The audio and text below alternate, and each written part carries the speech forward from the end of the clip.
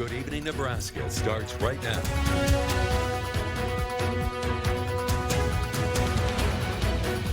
Thanks for joining us for Good Evening Nebraska. The Revenue Committee of the legislature unveiled its budget for the next 2 years, and it looks to continue the trend of the last few years of limiting budget growth and lowering taxes. NTV's Alex Whitney brings us the details.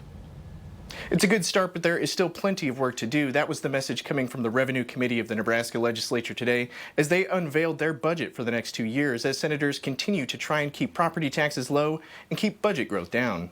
It's hard to bring up Nebraska's state budget without speaking about property taxes. There has been an immense amount of work done these last few years in the legislature to lower property taxes, but Lou Ann Lenahan, chairwoman of the Revenue Committee, thinks it isn't enough. I think we're at a point, unless we can get 408 passed, we can't fix the property tax situation. We are going to be over $300 million for the new income tax credit. So that is $700 million for property tax relief. And people's property taxes are still going up. We've got to try a different formula. At a press conference Thursday, Lenahan and the Revenue Committee shared highlights of the upcoming budget, which continues to see low growth at under 3% over the next 2 years.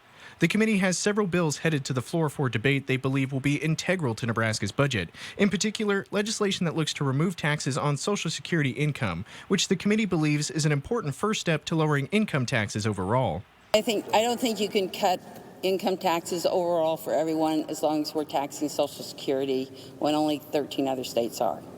With most of the bills dealing with tax cuts, there is some question as to how much revenue will be lost from lowering taxes and how that would affect the budget, but committee members believe the recent influx of federal dollars for disaster relief will be a significant driver to keeping revenue up.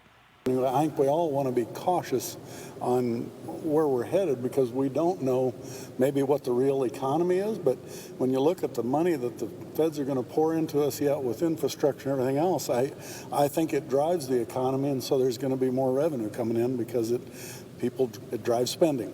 So while the budget was presented to the legislature today, it still has to go to the floor for what is usually a very contentious debate. Stay tuned to NTV News. We'll continue to keep you updated on the budget and its progress through the legislature and how it could affect you at home.